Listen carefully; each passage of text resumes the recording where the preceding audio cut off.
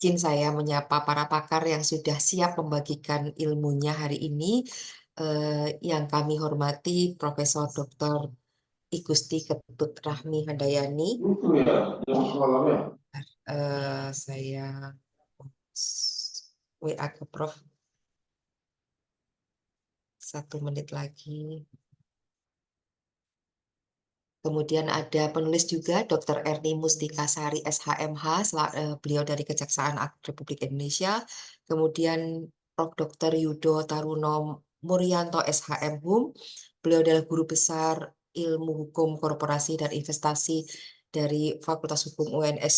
Kemudian juga Dr. Rudi Pradisetia Sudirja SHMH, beliau Kepala Subbagian Pemantau dan Evaluasi Kejaksaan Agung.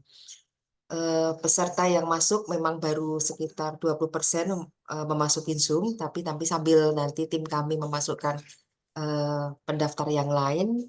Hingga pagi ini pendaftar sekitar 100, Dr. Erdi, Prof. Yudo, dan Pak Dr. Rudi. 100 sekian itu termasuk hampir merata dari Indonesia Timur hingga ke Sumatera, dan alhamdulillah pemesan buku Dekonstruksi Hukum Korporasi si pembuat delik ini yang 280 halaman dan harganya hanya 112, insya Allah ada diskon khusus, karya Dr. Erni Mustikasari. Itu sudah hampir 40 pemesan buku. Monggo yang ingin pesan khusus bisa japri ke Narah Hubung, bisa juga nanti minta tanda tangan Dr. Erni. Saya tak main ke Dr. Erni untuk minta tanda tangannya.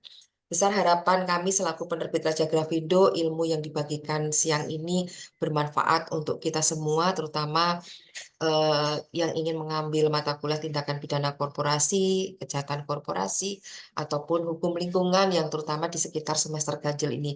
Kalau masalah keilmuan nanti mungkin Prof. Yudo bisa menjelaskan buku ini tuh bisa dibawa kemana saja. Kemudian kurang lebih itu yang akan saya sampaikan. Sebelumnya saya izinkan saya share screen untuk mengetahui sampai sejauh mana penerbit kami Raja Grafindo bisa berbagi ataupun bisa bekerja sama dengan Bapak Ibu semua.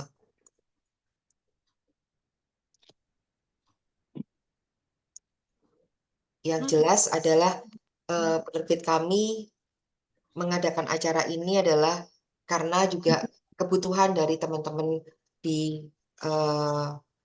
terutama mahasiswa yang ingin mendapatkan tentang kajian hukum korporasi. Dan alhamdulillah Dr. Erni, Prof. Gusti, kemudian Prof. Yudo, serta Dr. Rudi berkenan membagikan ilmunya selama kurang lebih 1,5 jam ke depan. Dan saya, Heni Waryansari, mohon izin menggantikan Ibu Moderator yang kebetulan sedang ada kegiatan mendadak hari ini. Tapi yang jelas penerbit Raja Grafindo itu sudah berdiri sejak 1980, berarti sudah sekitar 44 tahun kami bergerak di bidang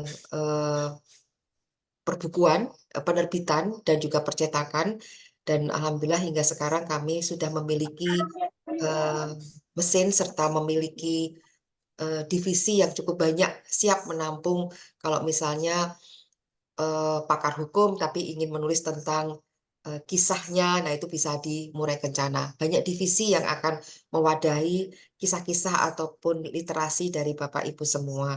Kemudian untuk Fakultas Hukum sendiri di semester ganjil ini dari semester 1, 3, 5, dan 7, insya Allah kami sudah menyiapkan literasi yang bisa mendukung proses belajar mengajar. Seperti tadi Prof. Yudo bilang, PHI semester ganjil, yes, memang pengantar hukum Indonesia itu memang jadi makanan semester 1, dan itu jadi menu utama para mahasiswa ataupun apa teman-teman yang sedang mengambil mata kuliah di semester 1 ini. Kemudian juga kami memiliki kemudahan dalam berbelanja buku, dan kami juga memiliki tim sales yang tersebar di seluruh Indonesia. Marketplace kami juga ada, Gramedia, e-book kami juga ada, dan yang terakhir adalah media sosial berupa IG, FB, dan kegiatan seperti ini yang intinya mendekatkan keberadaan buku penulis kami kepada peminatnya. Dan kepakaran para narasumber serta pemberi sambutan di hari ini juga cukup luar biasa. Ada Profesor Dr. Igusti Ketut Rahmi Handayani, yang beliau adalah Dekan Fakultas Hukum UNS. Beliau adalah ahli pakar hukum administrasi negara dan hukum lingkungan. Selamat pagi, Prof. Gusti. Kemudian juga ada beliau juga sudah menerbitkan buku 3 di kami. Moga-moga nanti Prof. Yudo maringi juga amanah ya, Prof. Jadi kami bisa juga memiliki karya dari beliau. Kemudian juga Ibu Dr. Erni Mustikasari SHMH, beliau memiliki latar belakang profesional yang cukup banyak dan bisa dibaca di sini. Kemudian di bagian belakang buku beliau juga menjelaskan sangat rinci apa saja yang menjadi bidang kepakaran beliau, dan karya beliau bisa dinikmati juga. Kemudian ada narasumber utama kami adalah Prof. Yudo Taruno Muryanto. Beliau guru besar Universitas 11 Maret juga, dan buku beliau cukup banyak juga ya, dan udah berapa kali cetak ulang. Semoga ke depan Raja Grafindo juga bisa mengawal karya dari Prof. Yudo dan Bapak Ibu semua yang berminat diterbitkan di kami. Kemudian ada Dr. Rudi Pradisetya Sudirja.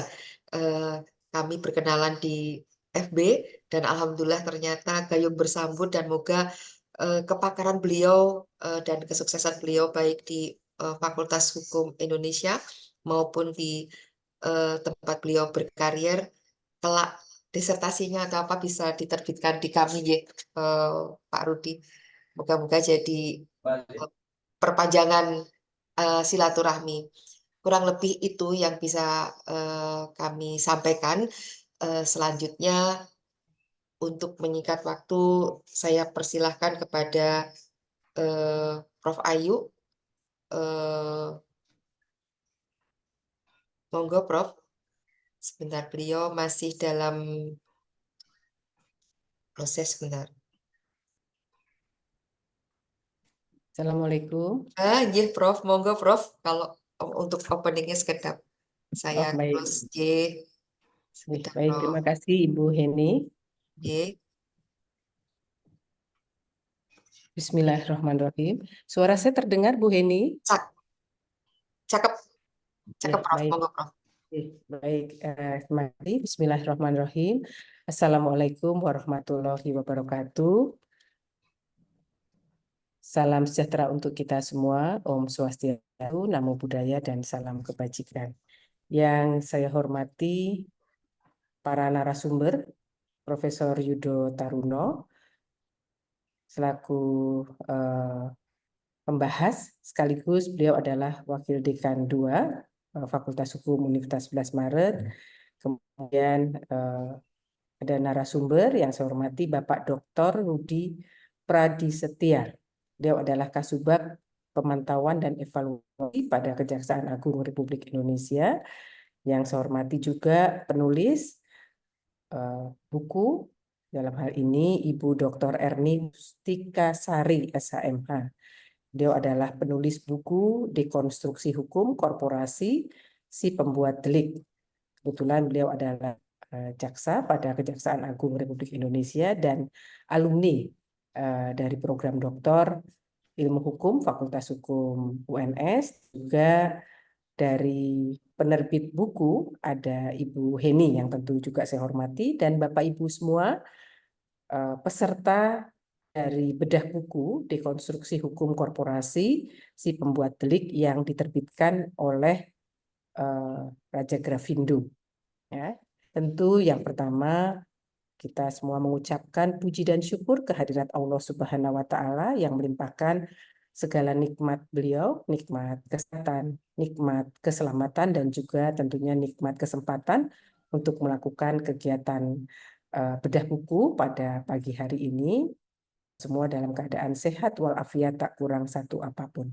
Bapak Ibu yang saya hormati, saya mewakili baik secara pribadi dan mewakili pimpinan Fakultas Hukum Universitas 11 Maret mengapresiasi kegiatan ini karena tentu penulis dalam hal ini Ibu Dr. ini adalah alumni kita yang alhamdulillah beliau lulus dengan predikat sangat bagus sekali dengan cum laude dan juga kalau tidak salah buku ini juga merupakan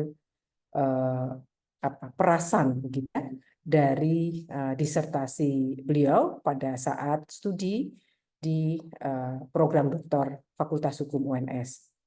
Dan khususnya terkait dengan buku ini saya memberikan apresiasi dan juga penghargaan bahwa buku ini sangat baik dan sangat penting bagi tidak hanya bagi mahasiswa baik S1, S2 dan S3, tetapi juga para praktisi hukum. Mungkin di sini ada Bapak Ibu, saya yakin banyak jaksa dan juga teman-teman APH dan mudah-mudahan juga para mahasiswa dan praktisi hukum yang lain yang hadir di dalam Zoom pagi ini. Buku sangat penting untuk memberikan preskripsi. Saya membaca buku ini berupa argumentasi hukum, yaitu tentu konsep pertanggungjawaban pidana korporasi karena beliau ambil disertasi hukum pidana korporasi, ya, pertanggungjawaban pidana korporasi dengan pemaknaan baru. Tentunya melalui teknik dekonstruksi seperti judul bukunya. Jadi melalui teknik dekonstruksi hukum dan juga memberikan panduan bagi penegak hukum. Nah, ini penting sekali. Jadi Bapak Ibu penting untuk membaca dan memiliki buku ini, gitu ya. Ini kepada pembuat atau penulis ini Ibu bantu untuk promosikan ini bukunya karena memang bukunya bagus ya. Jadi melalui teknik dekonstruksi hukum dan tentunya bisa memberikan panduan ya bagi penegak hukum.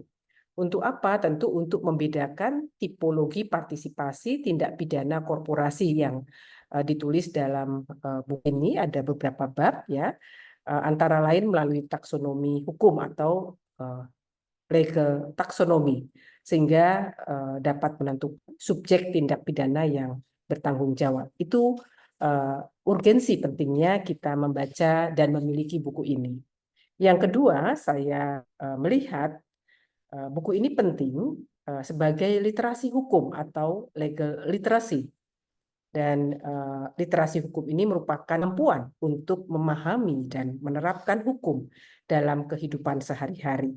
Nah, tentu kemampuan ini sangat penting bagi setiap individu, terutama jika terlibat dalam kasus hukum. Jadi, kita orang-orang hukum, kita pembelajar hukum sejati. Ini tentunya penting untuk mengupdate, merefresh referensi kita, baik buku maupun jurnal-jurnal yang update. Nah, buku yang ditulis oleh Ibu Erni ini merupakan hasil dari disertasi, artinya ini hasil dari riset yang tentu saya yakin juga update dan ada kebaruan ya dalam sebuah disertasi yang tentu diakomodir juga dalam, saya yakin, dalam buku ini.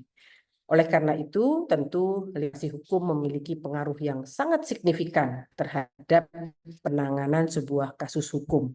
Nah, oleh karena itu, sekali lagi saya mengapresiasi pada penulis, kemudian narasumber, dan juga penerbit Raja Grafindo untuk terus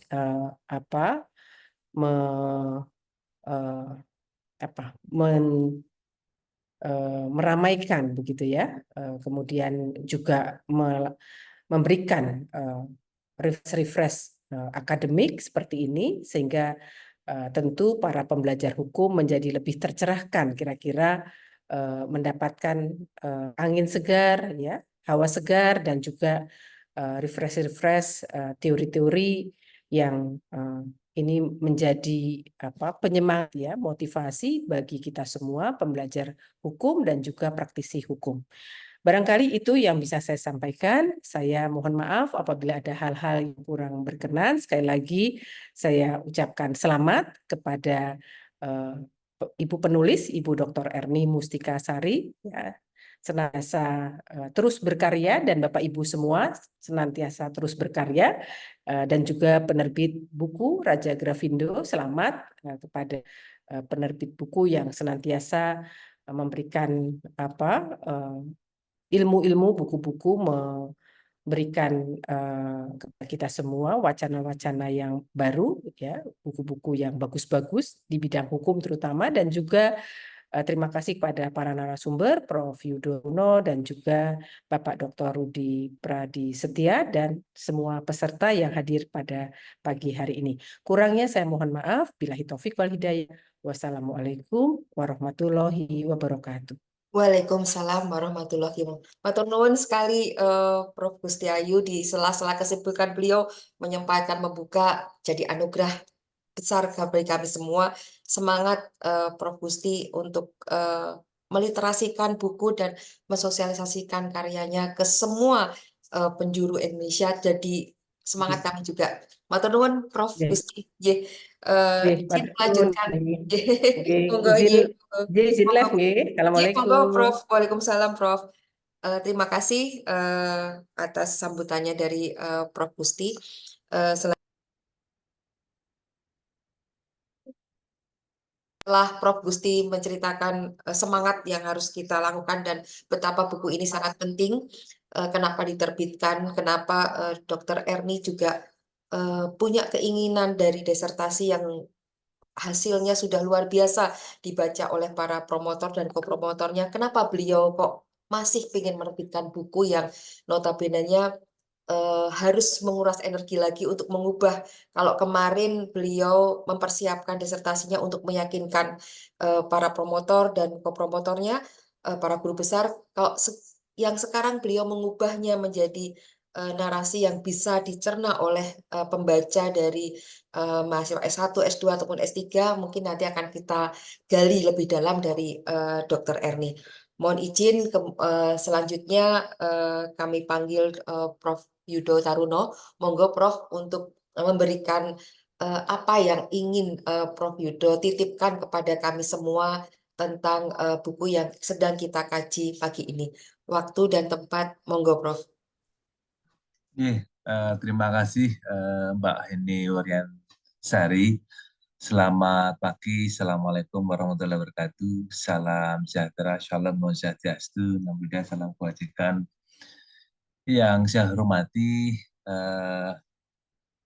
Dekan Fakultas Hukum UNS, Profesor Dr. Ibu Siti Putra Miandayani, dan yang saya hormati para narasumber, ada Bapak Dr.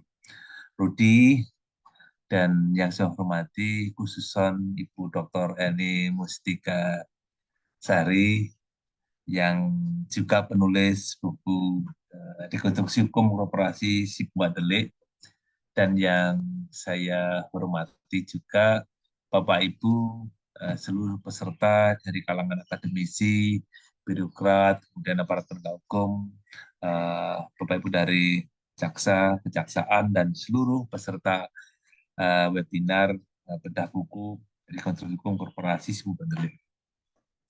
Puji syukur kita panjatkan Allah Subhanahu wa Ta'ala di pagi hari ini, di hari Jumat yang cerah dan hari insya Allah hari baik. Kita bertemu berkumpul. Sebenarnya ini yang punya gawe ini kan Dr. Erni ini kan. Kami hanya sebagai pematik saja, namun karena kewajiban kami selaku akademisi untuk saling memberikan sesuatu yang baru, terutama bagi publik berkaitan dengan isu-isu yang cukup fenomenal. Kalau sekilas saya yang pertama akan mengapresiasi luar biasa Bu Dr. Adi menuliskan buku yang kalau saya lihat ini sebenarnya ini yang spesifik sekali buku ini. Artinya apa? Sebenarnya nggak banyak orang yang menulis mengenai korporasi dalam konteks si pembandel. Banyak orang bicara korporasi dalam konteks korporasi as business dan korporasi dalam konteks legal entity dan business entity. Tetapi jarang orang yang menarik korporasi dalam pusaran satu perbuatan atau bicara tanggung jawab. Nah, di dalam buku yang judulnya Dekonstruksi Hukum Korporasi si Delik untuk penentuan tanggung jawab korporasi berdasarkan klasifikasi tipologi partisipasi tidak pidana, ini sesuatu yang kalau saya mungkin baru dan kalau sekarang itu anak muda zaman sekarang ini kan menjadi ini yang lagi in gitu. Nah, sehingga kalau kita bicara dekonstruksi hukum, tindakan melakukan perubahan secara mendasar, menyeluruh, cepat, kemudian bicara korporasi. Nah, kalau kita lihat sebenarnya di dalam buku ini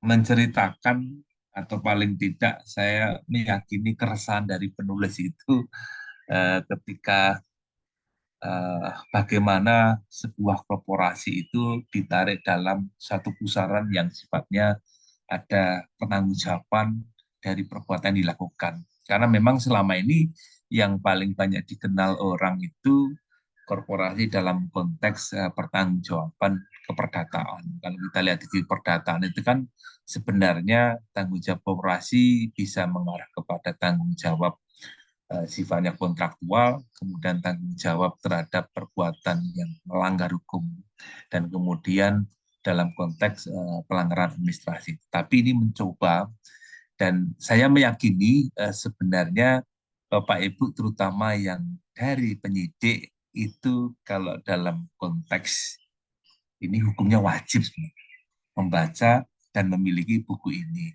Sehingga ini menjadi semacam pegangan dalam Bapak Ibu terutama di teman-teman jaksa itu untuk melakukan proses fungsi dan tugasnya. Sehingga seringkali melupakan sebenarnya kalau pelaku dalam konteks korporasi company ini seperti apa. Jadi kalau kita lihat buku ini ada beberapa bagian.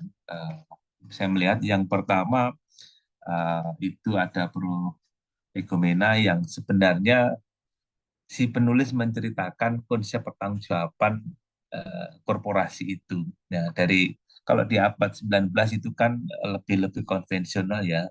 Kejadian di India tahun 84, kemudian ledakan di UC, kemudian istilahnya beberapa kejadian itu secara moral sumber daya korporasi itu begitu besar memungkinkan korporasi juga punya pengaruh yang besar, sehingga melihat korporasi tidak hanya sebagai bagian dari subjek hukum baik naturil person atau rek person, tetapi sebenarnya beberapa ahli hukum pidana juga menyatakan bahwa ada 3 hal mengkonstruksikan korporasi secara fiksi, kemudian korporasi sebagai pembuat delik, dan korporasi yang diatur dalam undang-undang khusus ya, artinya dalam beberapa tindak pidana hukum. Jadi di latar belakang ini sebenarnya diulas mengenai pemikiran-pemikiran isu-isu yang berkaitan dengan korporasi. Nah, kemudian di bagian selanjutnya bicara berkaitan dengan berkembangnya konsep pertanggungjawaban hukum pidana. Artinya kalau dulu hukum pidana mengatakan bagaimana korporasi itu dapat melakukan tindak pidana, di dalam bagian ini dikupas mengenai konsep awal pemidanan, tanggung jawab pelaku dalam konteks sebenarnya apakah nanti pelaku fisik kepada pelaku pengganti, ini diulas. Nah, kemudian di bagian selanjutnya menjelaskan konsep pertanggungjawaban pidana korporasi. Nah, ini yang menariknya adalah ini dikaji dalam konteks filsafat. Kalau saya melihat penulis mengadopsi beberapa pendapat ahli, mungkin salah satunya adalah Jean-Jacques Derrida yang dia mengklasifikasi dengan beberapa bagian termasuk logosentris, dekonstruksi, dan intelektualitas. Nah, sehingga di bab ini sebenarnya dikaji secara mendalam aspek secara filosofis atau filsafat sebenarnya mengapa konsep tanggung jawab pidana korporasi itu seperti ini gitu kan. Nah, ini dalam konteks bagian yang ketiga. Lalu di bagian keempat bicara dekonstruksi hukum terhadap pertanggungjawaban pidana korporasi. Sebenarnya konsep pertanggungjawaban korporasi di Indonesia itu dalam beberapa undang-undang itu kan ada dikelompokkan jadi orang dan korporasi. Orang itu bisa orang dalam konteks orang biasa, kemudian dalam konteks korporasi. Nah, korporasi ini dilihat dalam konteks tindak pidana. Nah, tuntutan pidana itu nanti ada tuntutan pidana untuk korporasi dan tuntutan pidana pengurus korporasi. Nah, ada beberapa konteks dalam konteks dekonstruksi ini. Yang pertama, korporasi merupakan keluasan dari orang dalam konteks subjek hukum. Nah, kedua, dalam hal korporasi itu bersalah, perlu orang yang dapat diidentifikasi agar tindakan orang tersebut menjadi tindakan korporasi. Ini menariknya di dalam buku ini sebenarnya mengenai atau dalam penjelasan mengenai korporasi tersebut. Kemudian yang ketiga, jika korporasi bersalah, pengurus korporasi apakah nanti tidak peduli ada kaitannya dengan tindak pidana atau turut dituntut dalam tindak pidana tersebut. Sehingga dekonstruksi hukum, kalau tadi merujuk kepada Derrida, selalu ada kemungkinan bahwa bukan itu makna di dalam rumusan yang dimaksud. Artinya saya mengapresiasi penulis mencoba merombak, mendekonstruksi pemahaman yang sudah ada. Sehingga penulis dalam tanda kutip sebenarnya berupaya mengurai subjek tindak pidana korporasi itu sebagai subjek tindak pidana secara otonom dalam arti mandiri. Nah, konsep pidana apa yang dapat menjelaskan korporasi mampu bertanggung jawab secara pidana, sehingga di dalam bab ini detail nanti akan dibahas. Nah, sehingga dekonstruksi pertanggungjawaban pidana korporasi sebagai pandangan baru. Ini set yang baru, sehingga pertanyaannya nanti muncul, lalu apa yang akan dikonstruksikan? Nah, sehingga di dalam bab ini akan dibahas detail alasan keberadaan korporasi sebagai subjek tindak pidana. Mengapa subjek tindak pidana korporasi itu ada? Ini pertanyaan besar itu akan ada di dalam pembahasan ini. Nah, kemudian kedua, korporasi sebagai subjek tindak pidana secara otonom, secara mandiri. Nah, lalu yang ketiga, nilai fungsional dan konsep kepelakuan fungsional untuk mengatakan bahwa korporasi bertanggung jawab secara pidana. Ini yang menarik, sehingga aku berharap, makanya tadi di awal saya ngomong, ini kalau aparatnya membaca buku ini, memahami buku ini, saya yakin tidak akan ada keraguan ketika menentukan sebuah perbuatan tindakan itu dalam konteks subjek hukum. Kalau kita kaitkan dengan korporasi itu menjadi jelas. Karena memang kita ketahui perkembangan sekarang dalam konteks hukum bisnis, dalam konteks hukum korporasi, pelaku, pengurus, dan korporasi menjadi satu bagian yang tidak terpisahkan. Nah, kemudian terakhir di bagian buku ini mengulas mengenai penentuan tanggung jawab korporasi dalam sistem partisipasi tindak pidana melalui taksonomi hukum. Nah, apa artinya? Jadi ada uji tuntas ya, atau uji tuntas hukum legal due diligence melalui istilahnya taksonomi hukum. Melalui apa? Artinya menentukan pelaku tindak pidana korporasi. Kemudian persoalan praktik menentukan pertanggungjawaban korporasi katanya melibatkan banyak pelaku dalam konteks fisik yang dalam hubungan hierarkinya korporasi ini seperti apa. Ini menarik sebenarnya kalau kita melihat penentuan tanggung jawab korporasi melalui uji tuntas ini kan. kalau kita lihat sebenarnya hierarki dalam konteks korporasi seperti apa. Yang menarik ketika nanti ada penggolongan gitu kan. Sebenarnya kalau dalam konteks korporasi atau istilahnya company, nah ini kan di Indonesia ini kan masih banyak terminologi kita mendefinisikan, menafsirkan, walaupun mungkin di beberapa belahan dunia di Anglo-Saxon itu sering kalau dikatakan korporasi itu merupakan subjek yang mandiri dalam arti terjemahan sederhananya kalau kita bicara korporasi dalam legal entity adalah perseroan yang berbadan hukum. Tetapi akan berbeda mana ketika kita memaknai korporasi dalam konteks company itu kan. Jadi beberapa literatur, beberapa norma pengaturan masih mencampurkan antara definisi korporasi, company, dalam bahasanya Perwakilan Jaktiba itu mengatakan perusahaan itu dalam konteks luas. Sehingga beberapa klasterisasi atau beberapa konteks klasifikasi perusahaan itu menjadi sangat menentukan untuk menentukan apakah perbuatan-perbuatan yang dilakukan dalam konteks korporasi atau company ini mencerminkan perbuatan suatu korporasi. Sehingga di dalam uji tuntas hukum ini menentukan tidak persoalan praktik menentukan seperti apa nanti kan.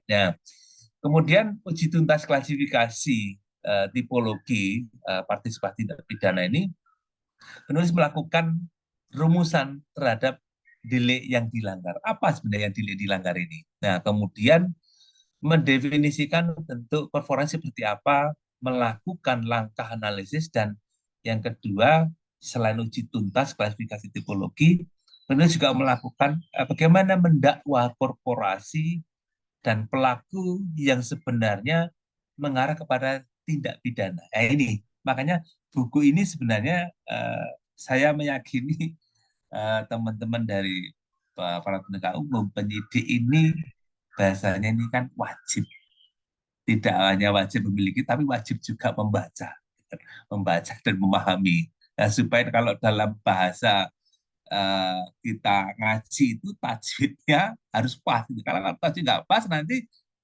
artinya bisa salah gitu kan. Ya, sehingga buku ini sebenarnya menjadi pegangan pedoman bagi aparat penegak hukum untuk melakukan khususnya berkaitan dengan konteks korporasi. Sehingga ketika melakukan mendakwa korporasi seperti apa.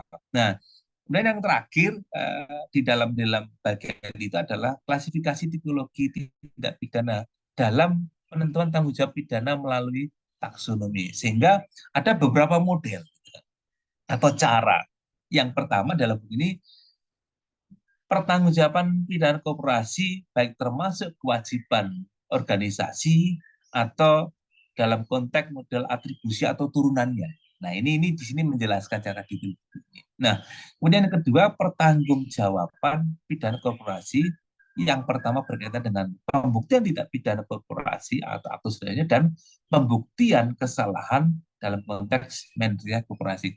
Sehingga saya rasa buku ini mengupas tuntas mengenai bagaimana menentukan dalam konteks korporasi itu si pembuat delik. Jadi memang kalau kita lihat beberapa irisan dengan konteks korporasi dalam beberapa teori yang berkelindan dengan hal itu, kalau kita lihat irisan dengan konteks perdata bisnis, ada beberapa konteks korporasi sebagai subjek hukum, sebagai badan hukum, ada beberapa teori, walaupun dalam konteks teori organ, teori fiksi sudah mulai ditinggalkan.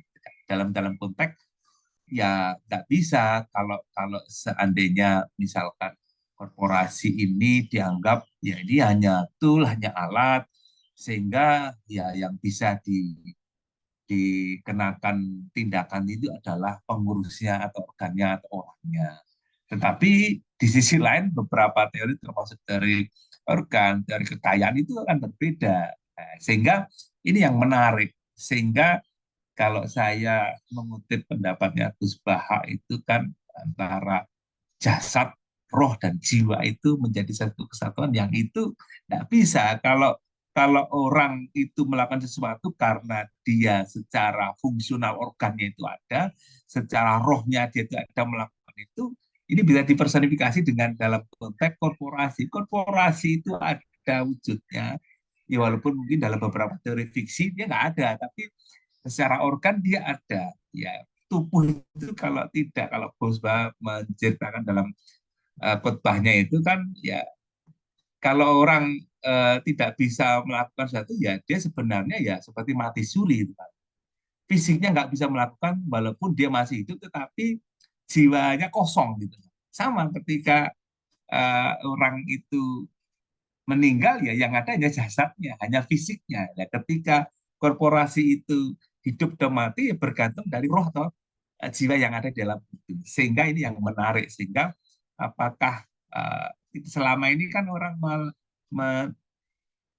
menentukan tindak pidana dari dalam konteks adalah pengurusnya orangnya, tapi jasadnya, badannya, organ, konteks korporasinya kan nggak pernah disentuh ini kan. Ini yang menarik.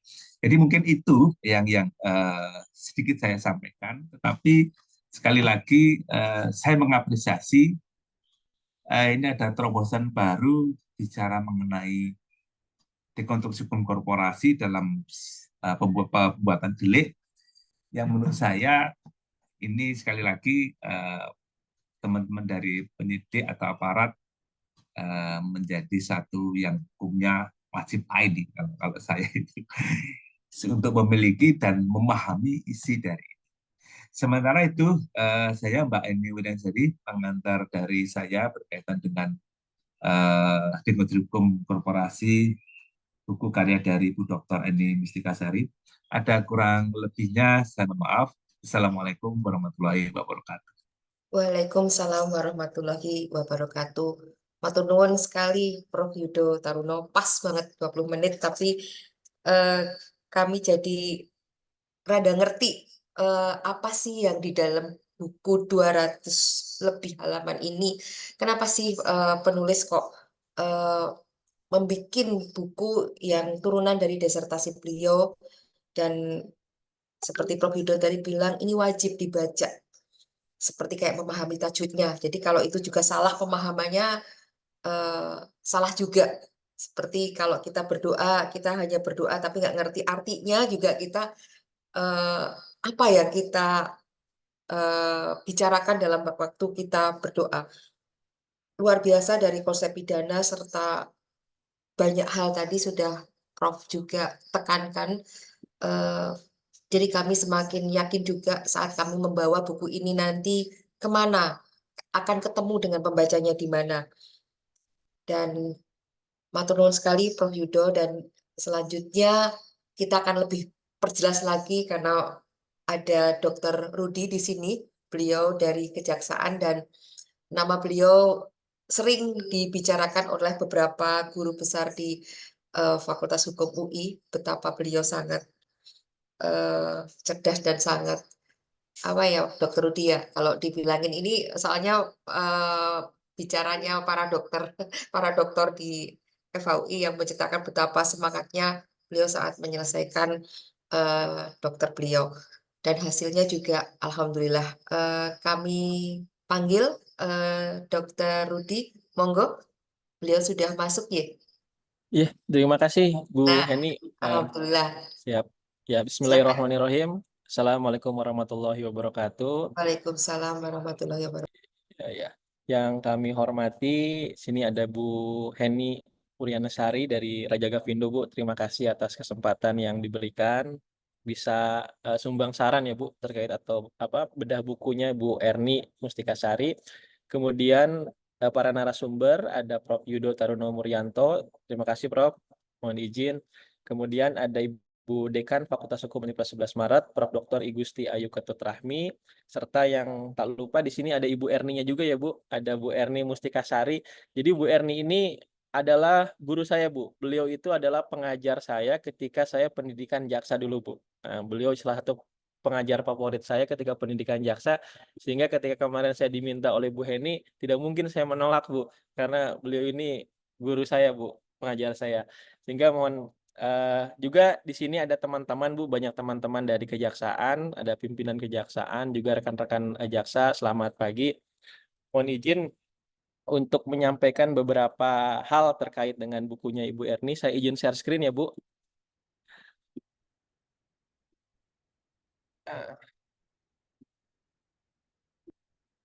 Oke. Jadi buku dekonstruksi yang dibuat oleh Ibu Erni Mustikasari ini kan merupakan lanjutan atau bagian dari disertasi beliau di Fakultas Hukum tadi Universitas Negeri 11 Maret, di mana dalam buku ini mencoba mendekonstruksi pemahaman kita tentang pertanggungjawaban pidana korporasi, di mana yang pada awalnya pertanggungjawaban pidana korporasi di Indonesia ini lebih banyak itu mengadopsi dari ajaran-ajaran negara-negara common law. Kemudian Bu Erni bagaimana mendekonstruksi hal itu sehingga sebenarnya di negara-negara sipil law pun atau Eropa kontinental pun itu dikenal tentang pertanggungjawaban pidana korporasi. Dan lebih tegasnya lagi dalam latar belakang buku ini dijelaskan bahwa korporasi itu ternyata bukan hanya perluasan dari orang, teman-teman, tapi korporasi ini diposisikan sebagai pembuat delik yang mandiri. Artinya korporasi itu merupakan subjek hukum yang mandiri. Itu berbeda dengan orang perorangan. Kalau kita lihat perbedaannya konsep korporasi dalam hukum pidana dan hukum perdata, di mana di dalam hukum perdata itu kan korporasi itu biasa diidentikan dengan badan hukum. Kenapa badan hukum itu dianggap sebagai korporasi? Karena dia memiliki harta kekayaan yang terpisah dari individu-individu lainnya. Sehingga ketika terjadi permasalahan hukum, maka pertanggungjawabnya hanya sebatas harta yang ada di dalam korporasi atau badan hukum tersebut. Kenapa demikian? Mengingat hukum perdata kalau kita dulu belajar di Fakultas Hukum, dia mencari kebenarannya sifatnya formil, yang di atas kertas saja. Sementara dalam konteks hukum pidana, ternyata korporasinya ini juga diperluas, tidak hanya konteksnya badan hukum, tetapi juga termasuk non badan hukum. Jadi baik itu perseroan terbatas yang berbadan hukum maupun CV itu bisa dikenakan pertanggungjawaban pidana korporasi. Dan dalam buku ini dibahas perkembangannya secara mendalam, kenapa korporasi kemudian menjadi subjek hukum tindak pidana. Dimulai dari negara-negara Eropa kontinental khususnya Belanda ya, kemudian yang berdampak kepada Indonesia, di mana Indonesia menganut pertanggungjawaban korporasi itu dimulai ketika tahun 1951 untuk badan hukum. Kemudian dalam perkembangannya banyak sekali berbagai peraturan perundang-undangan kita yang memposisikan korporasi sebagai subjek hukum tindak pidana.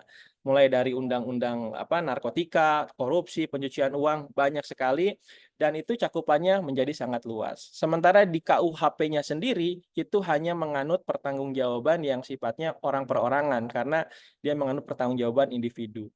Nah, yang menarik Bu, buku ini sangat relevan untuk konteks kekinian untuk dipahami oleh masyarakat luas, mengingat di dalam KUHP nasional kita yang akan datang, yang sudah diundangkan dan akan berlaku di tahun 2026, itu mengatur subjek hukum korporasi secara jelas. Dari mulai subjeknya diatur, kemudian tindak pidana yang dilakukan oleh korporasi diatur, pertanggungjawabannya diatur, pidana dan pembidananya pun diatur.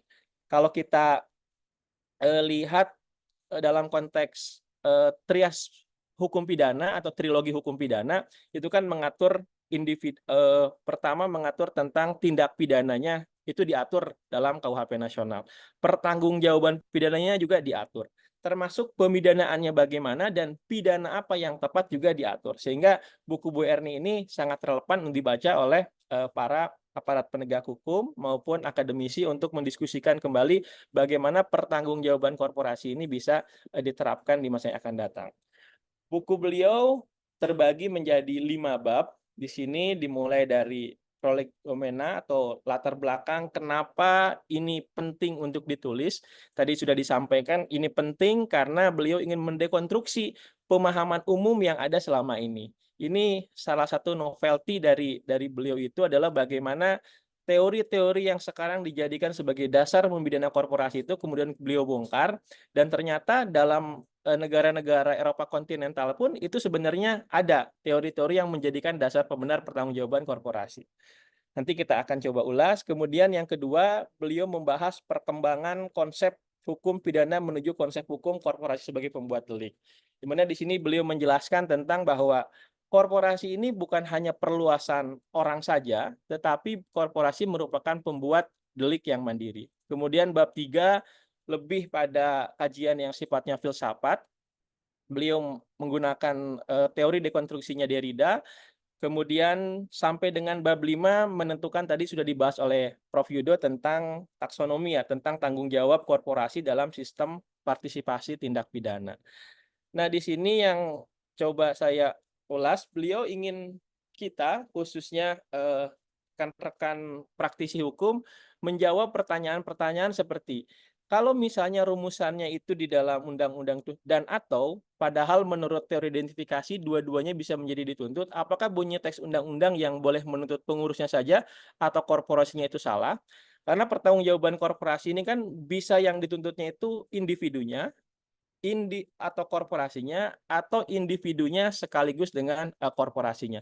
Beliau mencoba mendiskusikan hal itu, apakah kalau korporasinya saja atau orangnya saja itu merupakan konsep yang keliru. Kenapa beliau coba mengangkat hal ini? Karena beliau melihat pertanggungjawaban korporasi ini muncul pertama kali dari pasal 59 KUHP nasional.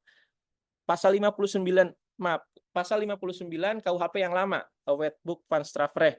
Di dalam pasal tersebut itu ditempatkan dalam bab penyertaan. Sehingga korporasi ini atau pertanggungjawaban pengurus ini sebenarnya merupakan asesor atau harus ada peserta penyertanya. Ini dibahas secara mendalam di dalam buku ini. Nanti untuk teman-teman yang ingin mengetahui jawabannya bisa dibaca dalam buku ini. Kemudian yang kedua, beliau juga ingin mendiskusikan hal-hal seperti jika korporasi dianggap sebagai orang, apakah bentuk pertanggungjawaban pidananya adalah pertanggungjawaban pidana individu atau korporasi?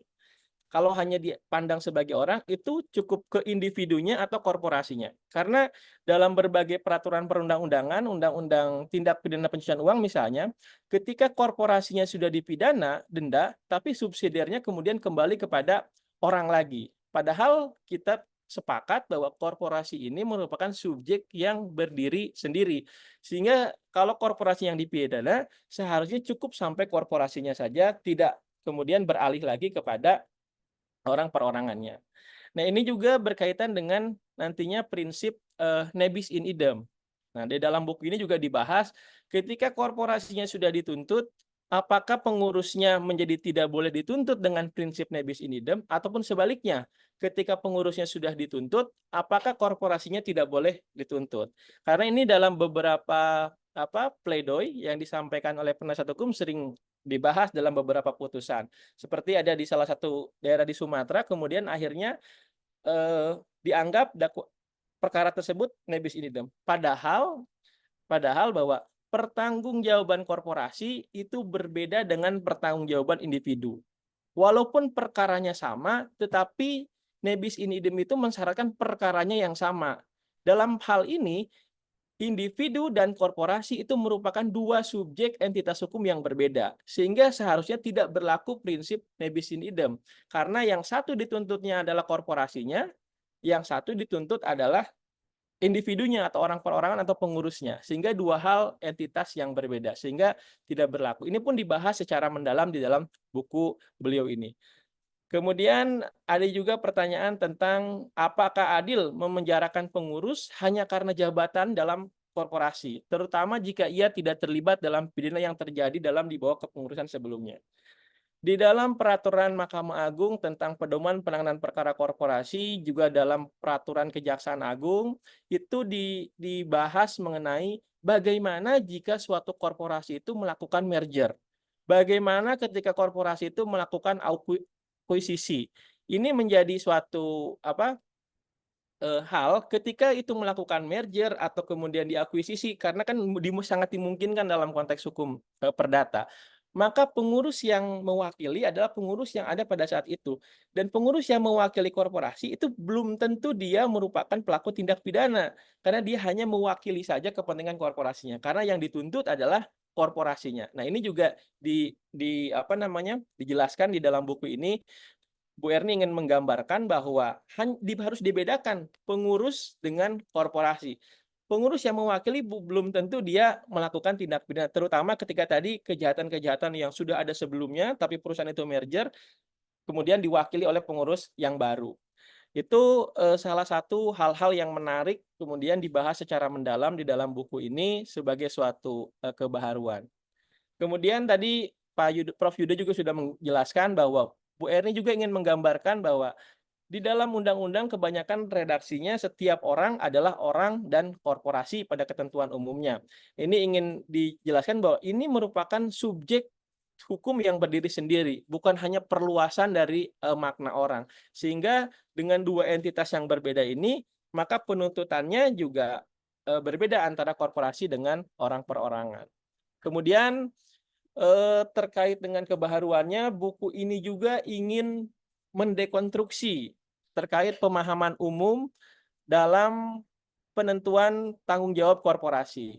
Pada umumnya, dalam buku-buku teks yang kita pelajari, itu korporasi bisa dimintai pertanggungjawaban pidana atas tiga pemahaman, atas tiga teori dasar. Pertama adalah teori identifikasi.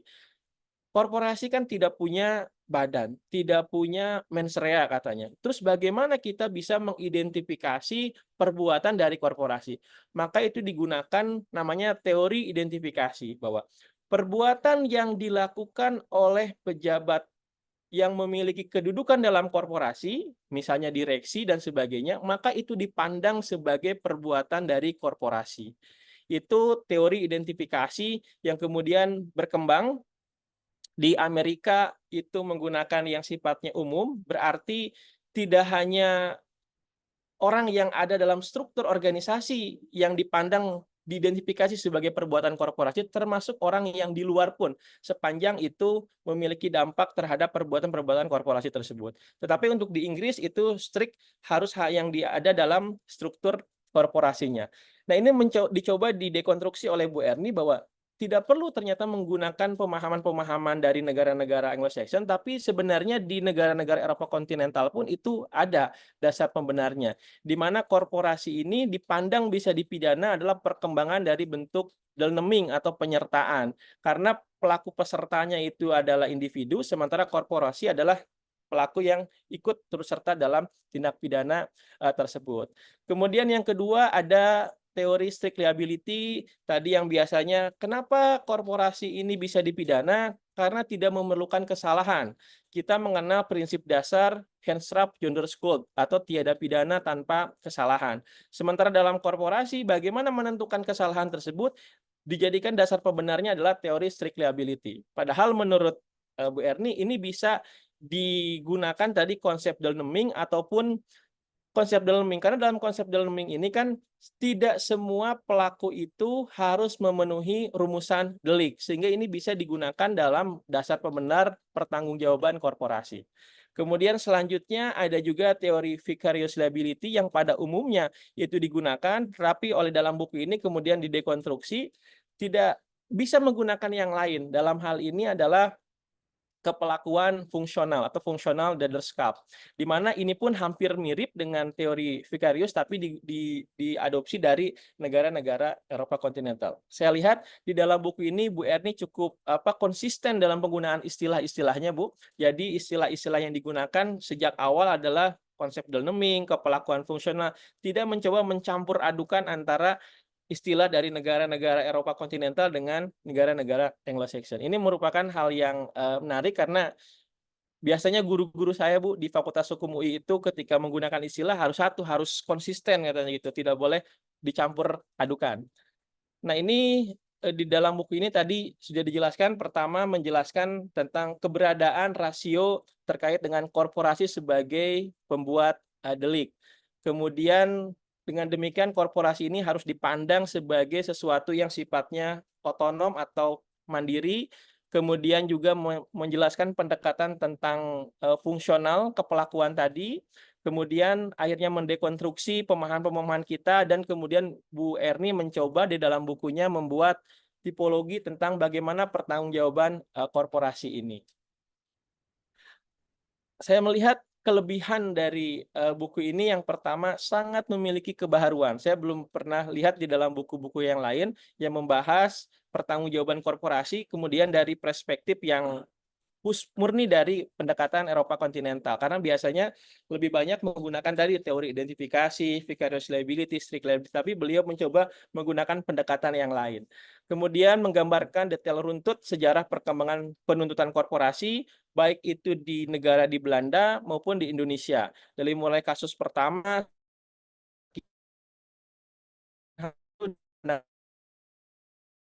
adanya. Dan bedakan serta melakukan klasifikasi untuk memudahkan memberikan panduan kepada penegak hukum tentang bagaimana pertanggungjawaban korporasi ini diterapkan. Dan yang lebih baiknya lagi adalah menggunakan kasus-kasus yang konkret, Bu, sehingga lebih mudah dipahami. Namun demikian, seperti tiada gading yang tidak retak, ada beberapa catatan terkait buku ini. Yang pertama, mungkin saran ke depan jika ada penerbitan ulangnya, bisa menggunakan glosarium untuk memudahkan nanti pembaca melihat istilah-istilah yang digunakan dalam buku ini, juga menggunakan indeks serta bahasanya bisa lebih disederhanakan lagi, terutama untuk paragraf-paragraf yang panjang, sehingga lebih memudahkan untuk pembaca memahami isinya. Karena isinya sangat luar biasa, tapi menggunakan bahasa yang lebih sederhana, mungkin bisa lebih mudah dipahami. Mungkin itu yang bisa disampaikan, Bu. Sedikitnya mohon maaf. Sekian, wabillahi hidayah. Wassalamualaikum warahmatullahi wabarakatuh. Waalaikumsalam warahmatullahi wabarakatuh. Masya Allah, subhanallah. Terima kasih sekali, Dr. Rudi, pembedah kedua kita hari ini. Luar biasa, dan benar apa yang sempat Prof. Topo sepilkan ya tentang Bapak kalau sudah mengkuliti buku sangat luar biasa. Kita jadi tahu apa yang penting di dalam buku itu, novelty apa saja yang ingin dipersembahkan oleh penulisnya, apa yang ingin disampaikan penulis itu lewat bukunya kepada para pembacanya. Banyak hal positif sekali tadi yang Dr. Rudi juga paparkan, dan terakhir juga tadi ada catatan kecil, catatan kelengkapan kalau kami bilang ya, Bu Erni ya, karena kemarin memang sangat kejar tayang Pak Rudi dalam penerbitan buku ini. Insya Allah nanti ke depannya kalau memang buku ini sangat diminati dan akan cetak ulang, 3 hal itu akan kami juga ingatkan ke Dr. Erni. Dan yang penting Dr. Rudi, naskahnya segera diselesaikan dan kami siap kawal. Moga-moga belum telat ya, Raja Wali. Siap, Ibu. Siap. Insya Allah Bu Yayat juga sudah Allah. menyampaikan pesan tadi, titip salam buat Dr. Rudi. Dan yang kita tunggu adalah dari Dr. Erni Mustika Sari.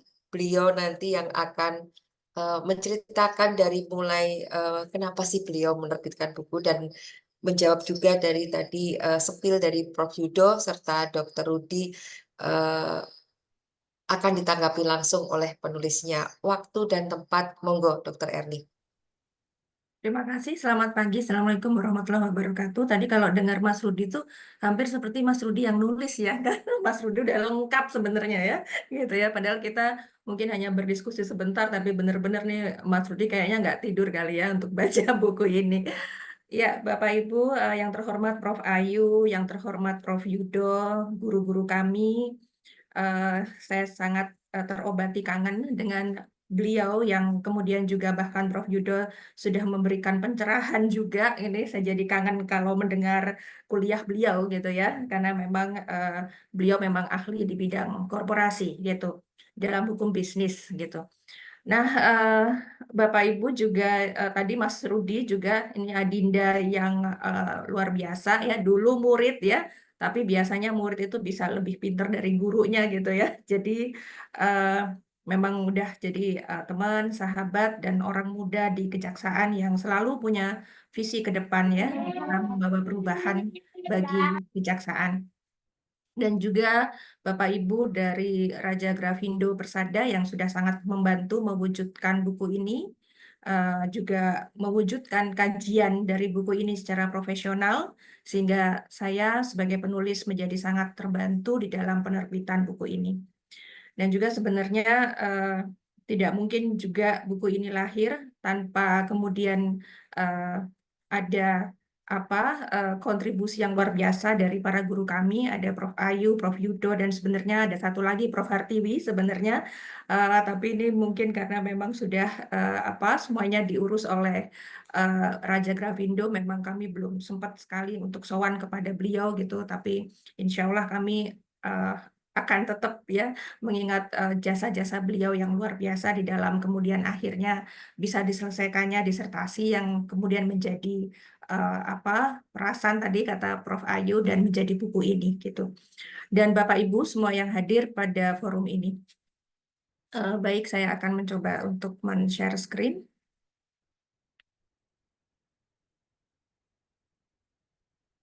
Sudah terlihat? Sudah Dokter Eni.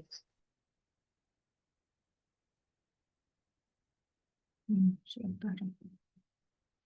Baik, buku ini memang ditulis berdasarkan filsafat analitis Derrida dengan melihat ada tiga pilar di dalam Derrida itu. Yang pertama adalah logosentris, dengan kemudian melihat bagaimana sebenarnya pemaknaan dari pertanggungjawaban pidana korporasi selama ini oleh para penegak hukum, dan kemudian mendekonstruksi, menguraikan, sebenarnya kata-kata sederhananya adalah menguraikan, dan kemudian menganalisisnya gitu dari logosentrisme tersebut dan mengapa alasan-alasan itu muncul, sampai kemudian tentu untuk membuat satu pemaknaan baru, kami berusaha untuk menintertekstualitaskan, artinya mencari konsep-konsep yang kemudian bisa ada relasinya dan menghubungkan ke dalam pemaknaan baru.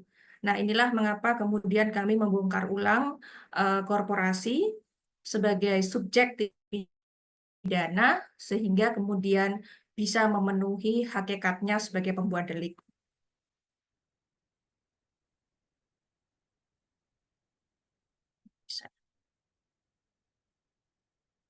Ya, mungkin nanti kalau saya terlalu panjang di-cut aja Mbak Heni gitu ya, karena memang mungkin kalau di dalam bukunya itu ada beberapa hal yang kemudian ingin kita bahas, yaitu tentang pengantar, mengapa sebenarnya buku ini ditulis, dan kemudian juga konsep-konsep yang mengantarkan sebagai subjek tindak pidana, yang ini sebenarnya menyatakan bahwa ini adalah intertekstualitas, bagaimana kemudian pertanggungjawaban pidana korporasi itu bisa memenuhi sebagai pembuat delik, dan kemudian memperkenalkan apa yang disebut dengan pelaku yang sebenarnya mengarahkan dan memimpin tindak pidana, bukan hanya seorang pengurus gitu ya, karena pasti ada kesulitan dan kelemahan ketika kemudian kita hanya mengejar pengurus korporasi, tetapi apa yang diperkenalkan pada Belanda, karena memang komparasinya pada waktu itu untuk Eropa kontinental, karena kita dulu adalah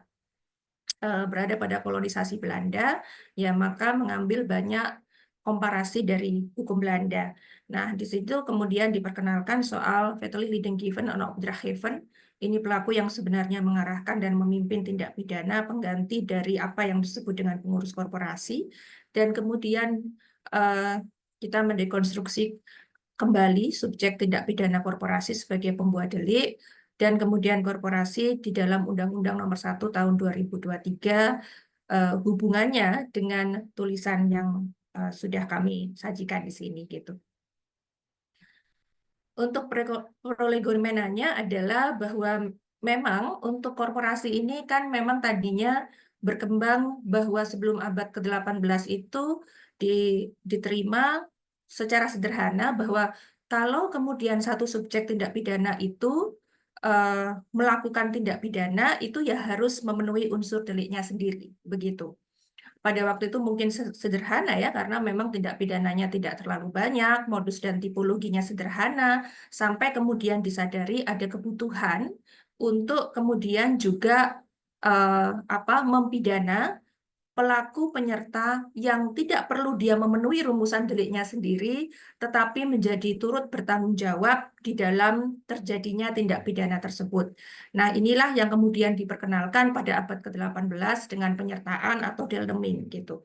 Pada sekitar tahun 1886 sehingga kemudian masuk pada WVS Belanda dan yang kita kenal sampai dengan saat ini.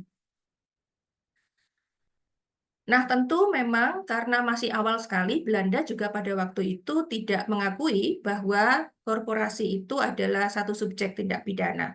Dan di negara-negara yang lain juga, saya kira juga sama, berkembang sampai akhirnya Belanda merupakan negara yang cukup awal sekali mengakui subjek tindak pidana korporasi, sehingga pada tahun 1976 WVS-nya diubah dengan pasal 59 itu diubah ke pasal 51, dan itu kemudian sudah dengan tegas mengatakan bahwa subjek tindak pidana adalah orang dan korporasi. Begitu, jadi sederhana sekali sebenarnya rumusannya. Dan kemudian tentu kita akan melihat mengapa sih kok itu diubah gitu ya, ketika kemudian kita hanya mengejar orang dan kesulitannya gitu. Nah, dulu memang doktrinnya adalah delicta universitatum atau societas delinquere potest, artinya memang pada waktu itu diyakini bahwa manusia itu ya nggak mungkin melakukan tindak pidana karena korporasi tidak mungkin melakukan tindak pidana karena dia memang tidak punya unsur psikis ya atau elemen subjektif yang bisa dihubungkan dengan tindak pidananya gitu. Sehingga yang bisa dipidana ya cuma orang, begitulah kira-kira. Nah, tetapi kemudian bagaimana Indonesia kemudian mengikuti perkembangan ini ya tadi sudah dibicarakan oleh Mas Rudi pada tahun 51 dan kemudian pada tahun 55 juga mengikuti Wet of the Economische Delichten di Belanda dan kita juga mengikuti dengan tindak pidana ekonomi karena memang ada asas konkordansi pada waktu itu kita menjadi kolonisasi Belanda sehingga kemudian Indonesia mengikuti ya segala peraturan dan bahkan juga doktrin maupun aristokrat yang ada di Belanda. Dan akhirnya itu tadi terjadilah penyesuaian-penyesuaian di dalam undang-undang negara kita ketika ada pertama kali Belanda menerbitkan Wet of the Economische Delichten pada tahun 50, kita juga mengikuti dengan tahun 55 dan bahkan sebelumnya juga di Undang-Undang Darurat tahun 1951 itu juga sudah ada penyebutan soal korporasi untuk penimbunan barang-barang gitu ya, sebelum dari tindak pidana ekonomi.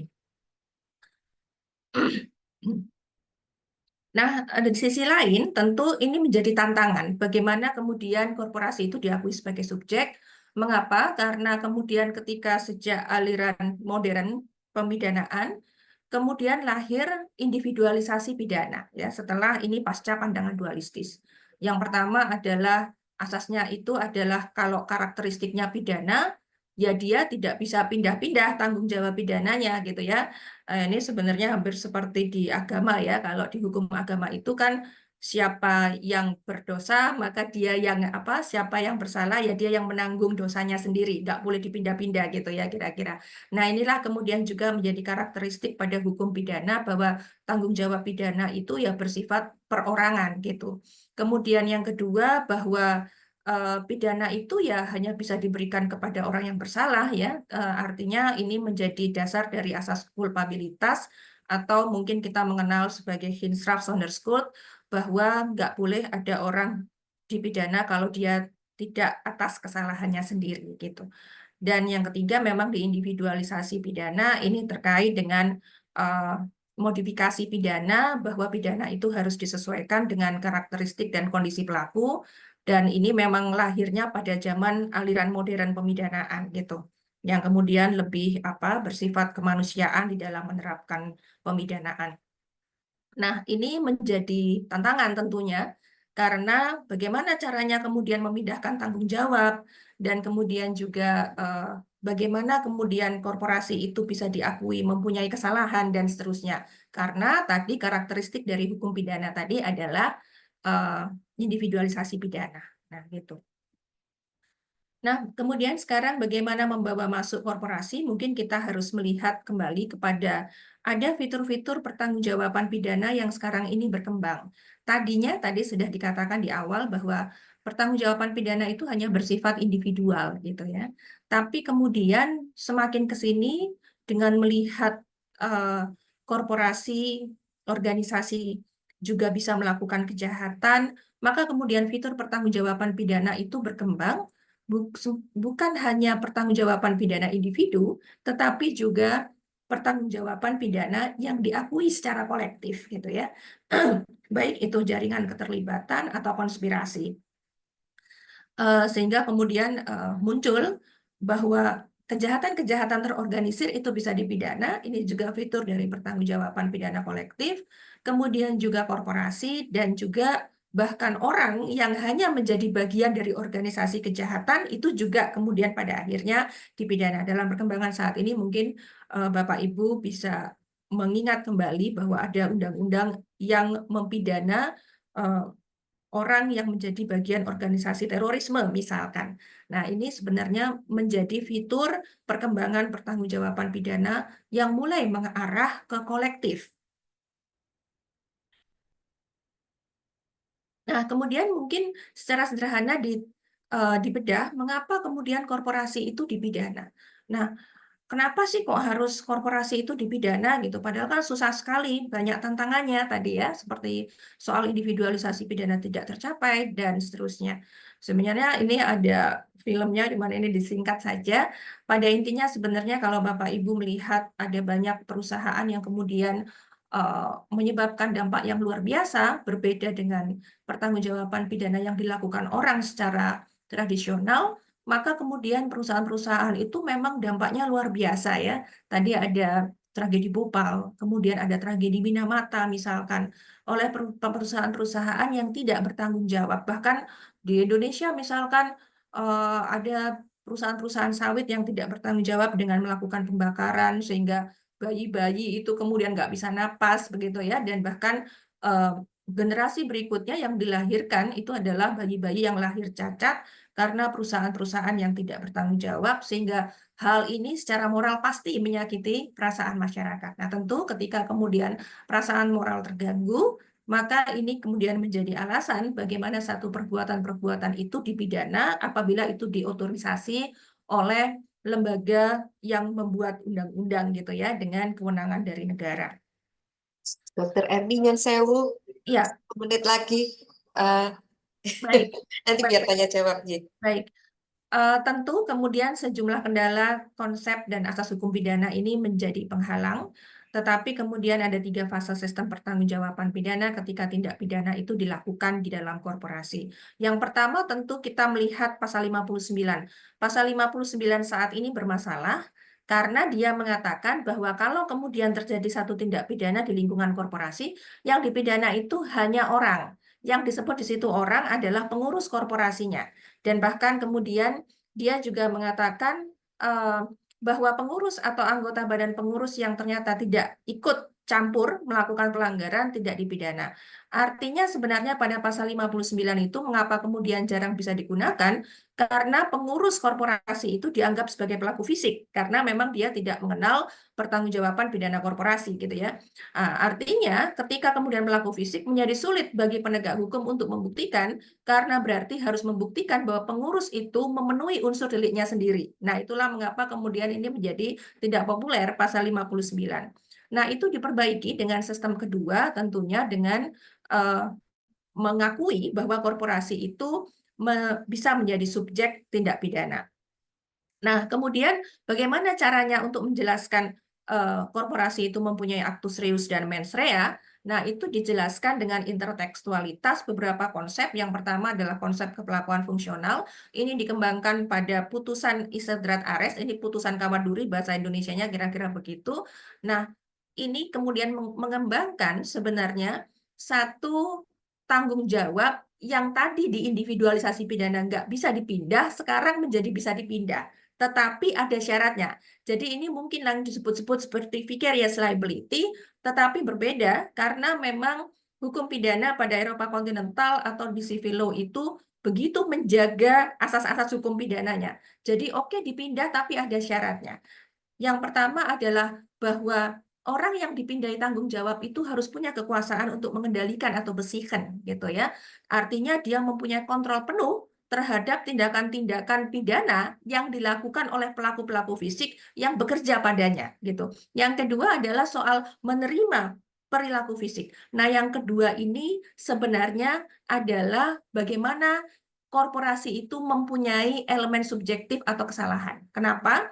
Karena ketika kemudian menerima, itu artinya bukan cuma menerima tindak pidana secara harafiah, tetapi di situ terkandung pengertian bahwa ketika Anda mempunyai fungsi kontrol yang seharusnya bisa mencegah, tetapi Anda tidak melakukan pencegahan, tidak melakukan pengelolaan dengan benar, tidak melakukan pengawasan, maka sebenarnya Anda sama dengan sengaja melakukan tindak pidana. Nah, itu yang ditulis di dalam bagaimana kemudian Khorat mengartikan bagaimana soal unpardon atau penerimaan terhadap perilaku fisik ini menjadi elemen subjektif yang bisa dibuktikan pada pertanggungjawaban pidana korporasi. Jadi itu barangkali dilewatin saja, nanti kita bisa diskusi. Kira-kira begitu. Kalau mau lengkapnya ada di buku ya, Dr. Erni ya. Ya, baik. Ya. Ya, artinya inilah konsep-konsep yang kemudian membawa perkembangan bagaimana menjelaskan bahwa korporasi yang tadi katanya nggak punya fisik, ternyata juga bisa melakukan karena kemudian dipindahkan tanggung jawab dari tindak pidana yang dilakukan oleh karyawan atau orang yang bekerja padanya kepada korporasinya. Dan yang kedua, bagaimana dia menentukan kok bisa dia mempunyai kesalahan, karena dianggap ketika dia punya fungsi kontrol dan harusnya bisa mencegah, ternyata tidak melakukan apapun gitu. Tentu ini menjadi konsep pidana yang cukup rumit, makanya tadi mestinya ada glosarium, tapi Bapak Ibu bisa baca di dalam bukunya gitu. Nah, sebenarnya Bapak Ibu ini semua sudah dibawa kepada KUHP baru ya dengan Undang-Undang 1 tahun 2023, tapi memang saya tidak tahu mestinya pertanggungjawaban pidana korporasi itu kalau dilihat dulu pasal 59 yang belum berubah kepada penerimaan korporasi sebagai subjek tindak pidana, masuknya itu pada bab penyertaan, Bapak Ibu. Ya, jadi oleh karena itu maka sebenarnya bagaimana menjelaskan satu korporasi yang nggak punya fisik dan tidak mungkin memenuhi unsur delik sendiri, itu sebenarnya dijelaskan dengan konsep penyertaan gitu. Siapa yang menjadi pelaku fisik itu adalah karyawan atau orang yang bekerja padanya yang melakukan tindak pidana. Sementara korporasi itu bisa menjadi perluasan subjek tadi yang dibilang oleh Mas Rudi, yaitu sebagai pelaku penyerta atau deal number-nya gitu. Nah, kira-kira itu dan untuk Undang-Undang 1 ini juga Opdrachtgeven ini Vitally Given ini sebenarnya mengkritik bagaimana ketika kemudian sulitnya untuk mengejar pengurus korporasi. Jadi kadang-kadang memang menyalahkan salah seorang pengurus korporasi itu menjadi tidak adil, menimbulkan kesulitan ketika kemudian pengurus itu sebenarnya tidak terlibat langsung di dalam tindak pidana tersebut. Sehingga kemudian Belanda mengubah fiturnya itu menjadi orang yang benar-benar mengarahkan tindak pidana gitu. Jadi kata-katanya adalah memerintah dan mengarahkan tindak pidana. Itu leading given and Opdrachtgeven gitu. Nah,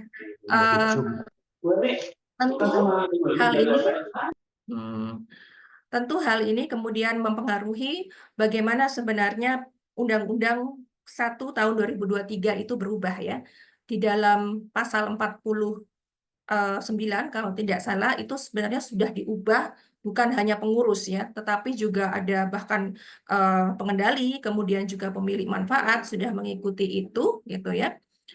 Tetapi kemudian menjadi agak sedikit menjadi persoalan ketika kemudian di dalam penjelasan pasal 49 itu dikatakan bahwa kalau ada pertanggungjawaban pidana korporasi itu yang dipidana adalah korporasi, pengurus dan atau dua-duanya gitu. Tetapi salah satu perluasan pengurus di dalam pasal 49 KUHP baru itu dikatakan adalah pemilik manfaat. Padahal pemilik manfaat itu tidak termasuk di dalam susunan kepengurusan korporasi. Nah, itu mungkin yang sedikit menjadi persoalan. Nah, andai kata kemudian itu didefinisikan hanya sebagai orang yang benar-benar mengarahkan dan memerintahkan tindak pidana seperti di Belanda, Wettelijk Opdrachtgeven, maka sebenarnya kita tidak perlu kemudian mendefinisikan apakah yang bisa diangkat atau dituntut itu adalah orang yang masuk di dalam pengurus atau tidak gitu ya, karena yang dikejar adalah orang yang benar-benar mengarahkan tindak pidana itu terjadi. Saya kira mungkin itu ya, karena tidak cukup waktunya, nanti kita bisa berdiskusi. Terima kasih. Kurang dan lebihnya mohon maaf. Wassalamualaikum warahmatullahi wabarakatuh. Waalaikumsalam warahmatullahi wabarakatuh. Matur nuwun sekali Dokter Erni, lengkap, ada visualnya dan apa yang di dalam buku itu ternyata sudah ada di berapa slide ini Dokter Erni? Cukup banyak slide-nya dan itu juga nanti akan memperjelas. Mohon izin nanti kalau misalnya ada yang berminat, saya akan minta izin ke Dokter Erni. Kami tidak men-share secara langsung di grup, tetapi kami hanya akan melayani yang berminat dan saya akan mohon izin ke dokter ini apa bisa diberikan PPT-nya atau di dalam buku itu sudah cukup. Monggo kami buka sesi tanya jawab singkat dan padat saja, satu pertanyaan dan nanti insya Allah 3 penanya terbaik pilihan dari Dokter Erni akan mendapatkan hadiah buku langsung dari beliau. Dan akan kami kirimkan dengan free ongkir dari penerbit Raja Grafindo. Kami buka dulu chatnya langsung saja ya. Di sini ada Nyan Sewu, Salisa dari Universitas Gajah Mada. Salisa dari Universitas Gajah Mada, monggo silahkan. Baik, terima kasih Ibu. Sebelumnya mohon maaf Ibu, apakah suara saya terdengar jelas? Terdengar jelas, silahkan. Satu pertanyaan ditujukan ke siapa? Pertanyaan ini saya tujukan kepada Ibu Erni selaku penulis. Silahkan. Mungkin ini lebih kepada teknis penulisan buku ya Bu. Sebenarnya saya punya 2 pertanyaan Bu, apakah boleh? Boleh, boleh. Monggo. Baik, pertanyaan pertama itu, apa kendala dan tantangan yang pernah dialami dalam penulisan buku ini? Dan bagaimana cara Ibu mengatasi hal tersebut? Kemudian yang kedua, bagaimana tips and trick dalam menulis buku bagi pemula, Bu? Karena terkadang kita bingung nih untuk mulai menulis itu dari mana. Mungkin seperti itu, Bu. Terima kasih. Terima kasih, Mbak. Sama-sama, Boleh. Ibu. Baik, Dokter Ya. Erni, langsung saja dijawab. Ini Iya. memotivasi kita semua soalnya. Monggo, Dokter Erni. Pertanyaannya banyak ya, ada banyak yang angkat tangan. Iya, Mbak, terima kasih ya pertanyaannya ya. Memang ternyata sulit sekali ya gitu ya. Artinya apa namanya? Ada orang yang apa ya cepat puas gitu ya ketika kemudian menulis gitu ya. "Ah, udahlah nggak usah ini gitu ya, nggak usah dalam-dalam ya." Tapi saya termasuk orang yang curiosity banget ya, jadi orang yang pengen tahu banget sebenarnya kok bisa korporasi itu ditulis dengan begitu gampang ya, dianggap sebagai subjek tindak pidana, padahal bagaimana caranya gitu ya untuk menjelaskan 2 pertanyaan utama. Kalau kita bicara soal hukum pidana, itu sebenarnya cuman ada 2 hal yang paling penting. Satu adalah elemen objektif, yang kedua adalah elemen subjektif. Nah, dua-duanya ini tidak mudah dijelaskan untuk korporasi. Nah, akhirnya pertanyaan itu terjawab, tetapi memang harus banyak membaca gitu ya, semua referensi yang ternyata saya kok lebih mudah ketika referensinya itu memang dari Belanda gitu ya. Karena mungkin barangkali saya sebagai penegak hukum memang selama ini berkutat dengan KUHP gitu ya, dan konsep-konsep serta asas-asas hukum yang diajarkan dari Belanda ya gitu ya. Nah, ternyata itu memang kesulitannya adalah membuka semua referensi berbahasa Belanda gitu ya, yang kemudian masih harus diterjemahkan ke dalam bahasa Inggris, setelah bahasa Inggris baru diterjemahkan lagi kepada bahasa Indonesia gitu ya. Dan pada akhirnya bahkan kita kemudian bisa mengetahui beberapa MVT yang tidak pernah disampaikan, bahkan cara membaca pasal 59 tadinya saya juga nggak tahu gitu ya. Tapi di situ kemudian ada diskulpasi, itu juga saya baru tahu gitu ya, bahwa ternyata pasal 59 itu kenapa menjadi tidak populer, karena dia hanya mengakui pengurus itu sebagai pelaku fisik. Jadi dia betul-betul harus memenuhi unsur delik. Dan kemudian juga ada diskulpasi. Tadi kan ada kata-kata bahwa kalau pengurus yang nggak ikut campur nggak bertanggung jawab. Nah, ternyata diskulpasi itu mengatakan bahwa dia semacam boleh melakukan pembuktian terbalik gitu. Nah, itu juga kan tidak bisa kita temukan pada KUHP tok gitu ya. Terus yang kedua juga bahkan MVT itu bisa ditemukan bahwa kenapa sih kok memberi pilihan pada dua subjek gitu ya. Ternyata itu dikatakan pada MVT Belanda bahwa itu memberikan pilihan yang Bagi dipilih karena ketika terkait dengan korporasi pasti banyak hal yang harus dipertimbangkan. Nah, itu kan sulitnya itu. Terus yang kedua tadi pertanyaannya adalah bagaimana ya caranya menulis apa ya Mbak ya, memang nggak boleh berhenti gitu ya Mbak ya. Begitu kemudian kita berhenti, ternyata hilang. Saya tuh jadi kayak, karena saya sambil bekerja pada waktu itu, begitu berhenti, maka kemudian saya mengulang kembali gitu ya, pemahaman saya di awal gitu ya. Tapi ketika kemudian kita menulis aja, itu mengalir dengan sendirinya gitu ya. Dan tentu kemudian orang mungkin sering mengatakan bahwa dengan menulis sebenarnya kita belajar gitu. Nah, itu betul gitu. Itu saya kira ya, saya mungkin hanya bisa menjawab seperti itu. Terima kasih. Terima Masih kasih diberikan Dr. kepada Erni. saya. Mbak Saliha dari UGM tadi sudah ditekankan sekali lagi sama Dr. Erni, banyak membaca referensi itu akan memudahkan kita dalam menulis, dan memang benar harus banyak membaca. Terima kasih Dr. Erni. Kedua, kami sapa Bapak Ricardo Simanjuntak. Monggo Pak Ricardo Simanjuntak, ditujukan ke siapa? Baik. Ya, silakan Pak Ricardo. Assalamualaikum warahmatullahi wabarakatuh. Terima kasih Waalaikumsalam Bu Erni. warahmatullahi wabarakatuh. Pak Bu Erni, Ricardo. apa kabar Bu Erni? Alhamdulillah. Ya, Pak Ricardo luar biasa nih Pak Bu Ricardo, Erni ini, selalu Bu aktif. Heni, guru saya. Begitu juga Pak Rudi ya. Kalau ibarat bela diri nih, mereka berdua suhunya. Nah, saya yang berkelahi nih. Betul di Baik Bu lapangan ya Erni, Pak. terima kasih ya Bu Erni, kemarin juga udah kirim bukunya ke saya. Jadi ternyata Bu Heni dalam prakteknya buku ini sangat memenuhi ekspektasi para praktisi hukum sebenarnya. Di antara sulitnya mencari literasi tentang korporasi. Karena rata-rata korporasi ini sekarang ini banyak dibicarakan di kampus-kampus ya. Jadi para praktisi itu kesulitan mau masuk ke kampus lagi gitu kan. Ternyata Bu Erni sudah tampilkan nih bukunya sehingga ini jadi landasan kita para praktisi bekerja pada prakteknya. Bahkan Bu Erni, saya juga udah cerita ke Bu Erni kemarin bahwa buku ini sangat membantu ketika kami pas lagi menangani perkara korporasi. Nah, jadi waktu itu ada beberapa konsep pemikiran yang kita masih ambigu nih mengenai korporasi itu gimana sih cara membuktikannya di persidangan. Nah, setelah kita baca buku dari Bu Erni dan prakteknya sudah kita tuntut itu korporasi saat ini, tinggal menunggu putusan pengadilan.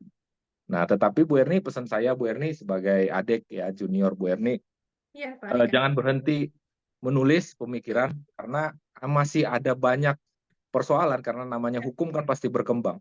Salah satu perkembangan dari korporasi yang terbaru itu adalah konsep apa sih namanya itu konsorsium. Nah, jadi konsep konsorsium ini sendiri sudah banyak berkembang di korporasi-korporasi. Nah, ketika konsorsium ini nanti melakukan penyimpangan tindak pidana, seperti apa pertanggungjawabannya terhadap ada banyak pengurus di dalam korporasi yang bersatu menjadi satu konsorsium. Nah, itu yang pertama. Yang kedua, apa yang disampaikan oleh Dr. Rudi tadi ini sangat menarik, yaitu nebis in idem.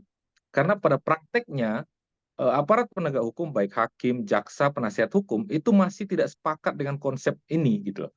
Gimana sih sebenarnya pertanggungjawaban orang dikaitkan dengan korporasi? Satu sisi, orang ini menggantikan korporasi pada saat korporasi menjadi pertanggungjawaban pidana.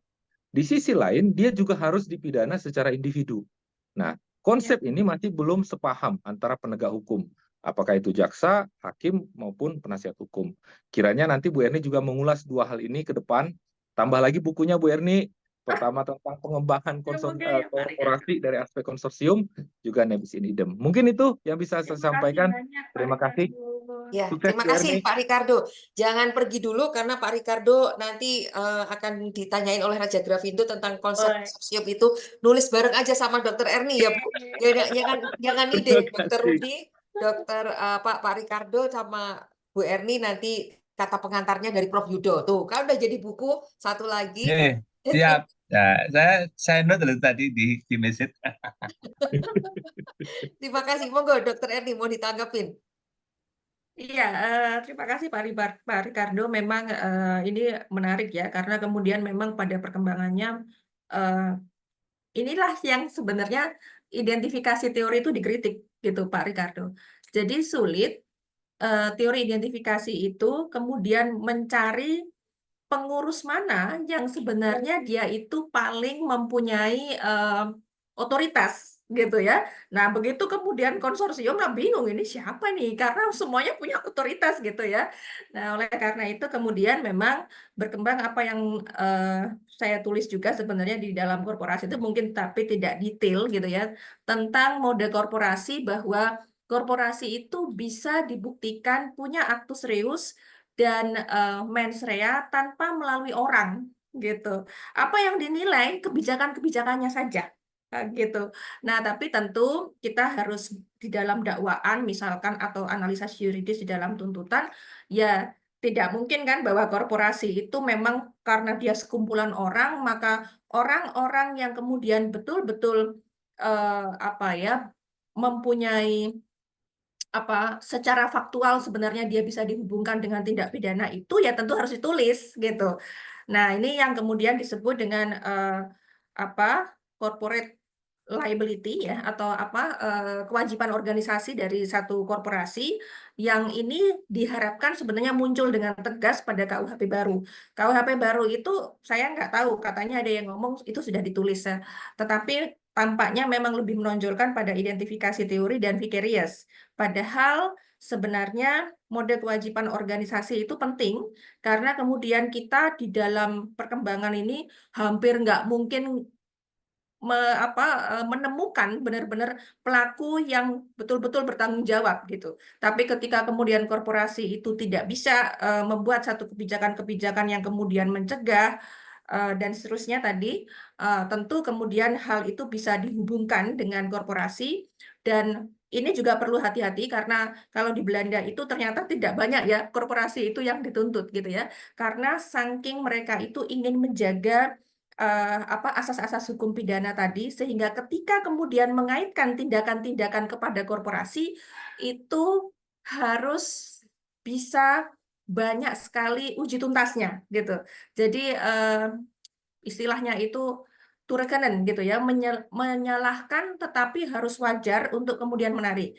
Pasal 48 itu sebenarnya memberikan panduan tetapi itu tidak terlalu tepat ya. Artinya bagaimana caranya menarik? Yang pertama adalah bahwa tindak pidana itu harus bisa dihubungkan dengan kegiatan sehari-hari korporasi. Yang kedua, dia harus memberikan keuntungan kepada korporasi, dilakukan oleh orang-orang yang bekerja pada korporasi, dan itu juga diperluas, bukan hanya orang yang bekerja, tetapi dalam hubungan lain, tetapi itu membentuk tindak pidana bersama korporasi, gitu.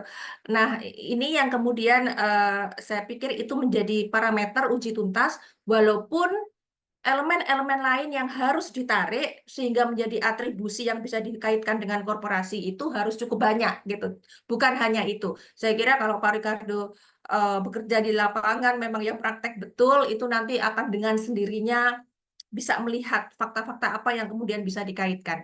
Nah, itu. Yang kedua tadi soal apa tadi Pak Ricardo saya lupa. Nebis in idem ya? Iya. Iya. Ini memang agak menjadi perdebatan ya, Pak. Saya bahkan sebenarnya sampai di situ itu saya memisahkan dakwaannya gitu ya. Tapi saya menjadi berpikir bahwa mungkin konstruksi dakwaannya adalah ini tapi belum ini ya. Untuk mencoba menggali mestinya malah lebih baik itu digabungkan gitu ya supaya untuk mencegah hal itu. Walaupun tadi Pak Rudi juga sudah mengatakan itu adalah dua hal yang berbeda, itu betul secara konstruksi hukum. Tetapi kemudian saya jadi berpikir mungkin lebih mudah kalau digabungkan terdakwa satu korporasi, terdakwa dua pengurus korporasi, tetapi dakwaannya satu gitu karena memang sebenarnya perbuatannya satu. Nah, persoalan memang kemudian menjadi unik ketika di tuntutannya itu muncul dua dua tuntutan bagi korporasi dan bagi pengurus ini adalah hal baru, tetapi ini memang menjadi konsekuensi ketika korporasi itu menjadi tindak pidana yang dijelaskan dengan konsep hukum yang memang harus ada adjustment-nya gitu ya, harus ada penyesuaiannya. Nah, itu yang belum betul-betul dikonstruksikan oleh para penegak hukum, mestinya para jaksa ini yang melakukan dakwaan dan tuntutan itu untuk mengkonstruksikannya bersama. Tetapi yang penting tadi Pak Ricardo, saya justru menemukan kenapa sih kok diberi dua pilihan, ternyata itu dikatakan memberikan diskresi kepada penuntut umum untuk memilih sebenarnya mana yang mau dituntut. Makanya kata-katanya pengurus dan garis miring atau korporasi. Terima kasih, barangkali itu nanti kita bisa berdiskusi lebih lanjut. Terima kasih. Senang Siap, sekali terima dengan kasih Pak Ricardo Dr. selalu Eni. berdiskusi. Nyen sewu nih, karena waktu juga sudah mepet, saya hanya memberikan satu lagi untuk Pak M. Sadi Is. Monggo Pak, walaupun ada Pak Salman Siregar, Pak Robert Febrianto Turnip, hingga Ibu Intan Nur Rahmawanti, mohon izin, nanti insya Allah ada hadiah, tetap ada hadiah.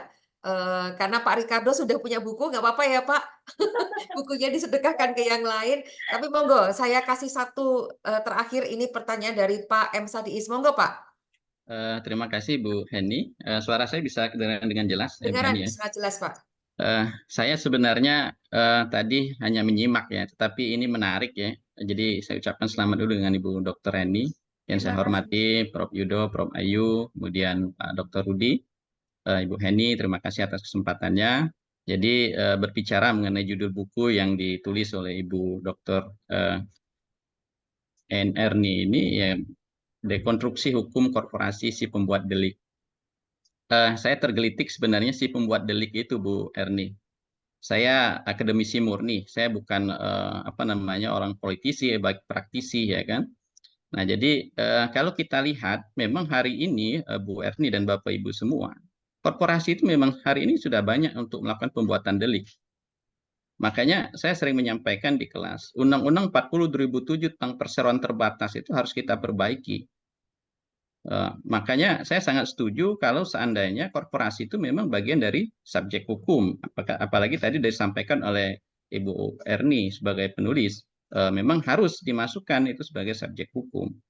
Nah, yang saya tanyakan Ibu Erni sebagai peneliti, hari ini kan kita lihat korporasi ini banyak bermain di dunia politik. Kalau masalah narkoba, teroris, memang kalau kita lihat banyak pendukung. Tapi yang lebih berbahaya hari ini justru korporasi itu sebagai pihak ketiga untuk menjadikan kepala daerah atau menjadikan presiden.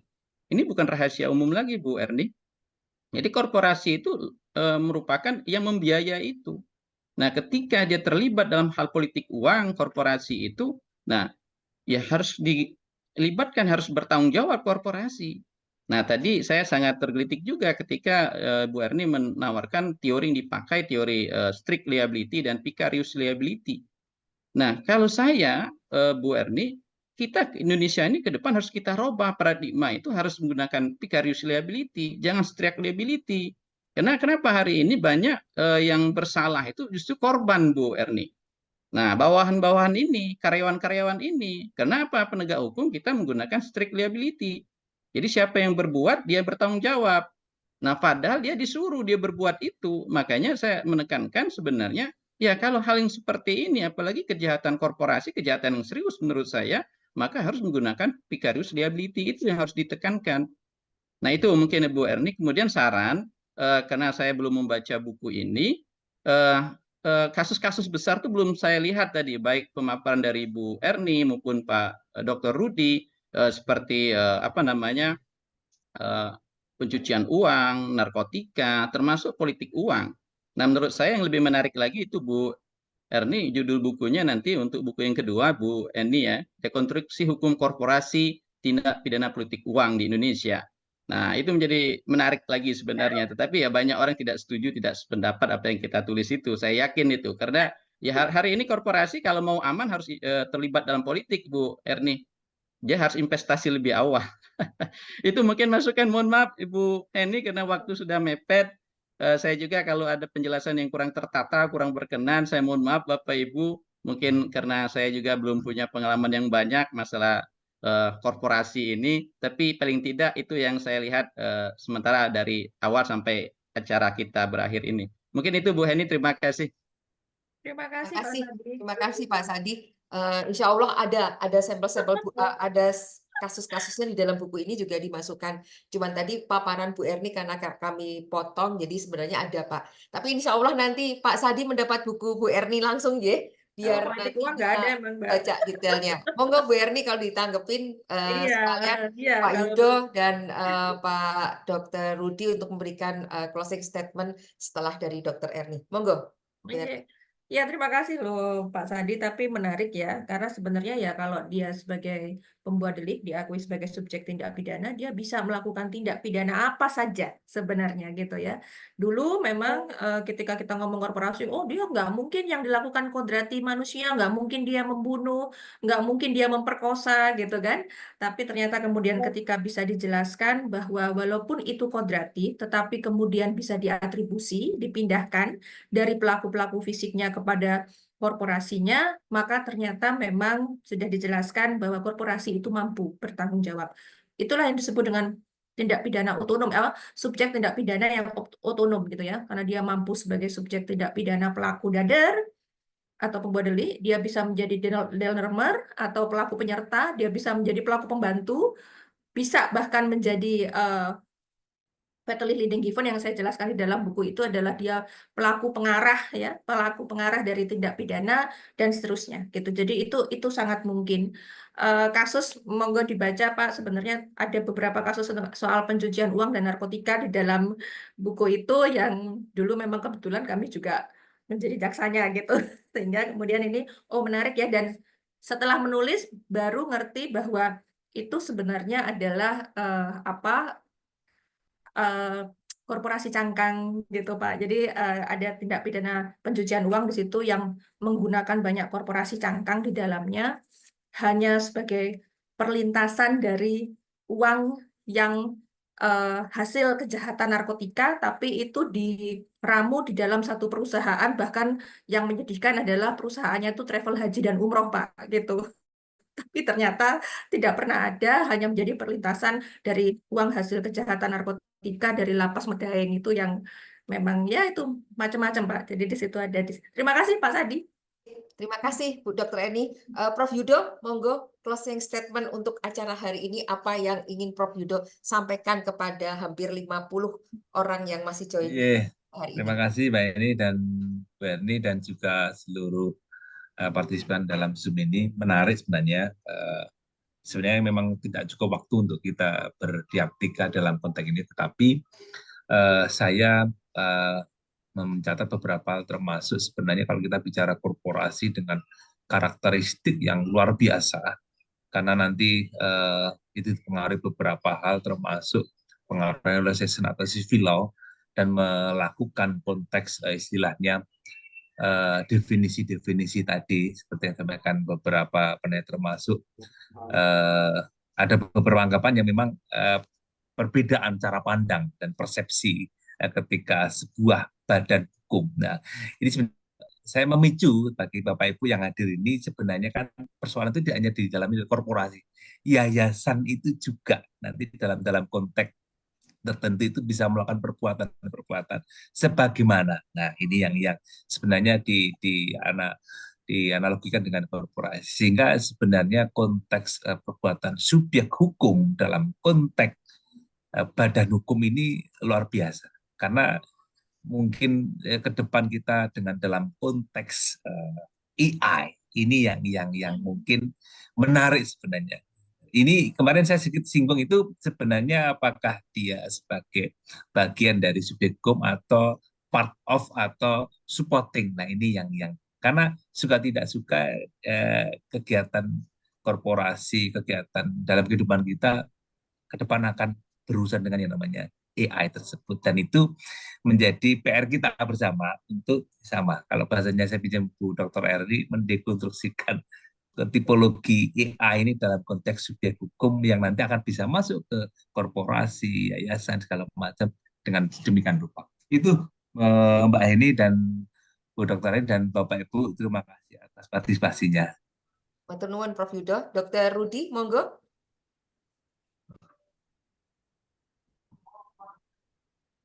Ya, Pak baik, Rudi. terima kasih Bu Heni.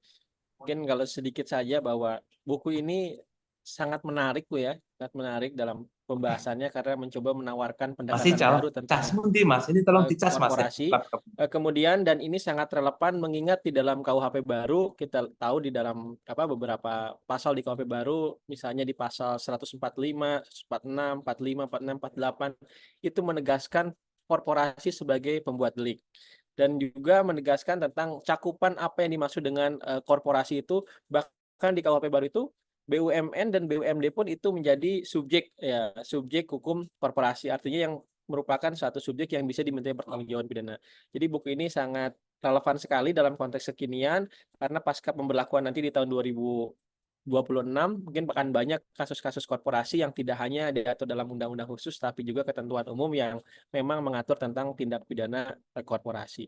Kemudian juga tadi berkaitan dengan korporasi sendiri, kejahatan korporasi sendiri, yang saya lupa tadi Bu Erni juga menjelaskan ada dua sebenarnya, bahwa korporasi ini kan ada corporate criminal, di mana korporasi itu menjadi satu pembuat tindak pidana, tetapi di sisi lain korporasi juga bisa menjadi tempat melakukan kejahatan seperti tadi perusahaan-perusahaan cangkang, kemudian dalam konteks pencucian uang juga dibahas di dalam buku ini, sehingga ini sangat lengkap karena menurut tadi Stephen Box ya salah satu peneliti tentang korporasi itu bahwa beliau mengidentifikasi kejahatan korporasi dalam 3 bentuk tadi, ada yang corporate criminal, ada corporate for corporation, dan corporate against corporation. Mungkin itu yang bisa disampaikan Bu Heni. Sekali lagi terima kasih atas kesempatan yang diberikan oleh Raja Grafindo, juga matur nuwun Pak Yudo, Ibu Dekan dari UNS, serta Pak Said tadi, dan Pak Ricardo, serta rekan-rekan semuanya. Dan terkhusus untuk guru saya Ibu Erni Mustika Sari. Sekian dan terima kasih. Matur nuwun sekali Pak Rudi. Alhamdulillah sudah selesai Dr. Erni, Prof. Yudo, Dr. Rudi, para peserta yang ada di sini. Kami dari Penerbit Raja Grafindo mengucapkan terima kasih. Semoga ini bukan pertemuan terakhir dan masih kita tunggu karya Dr. Erni selanjutnya.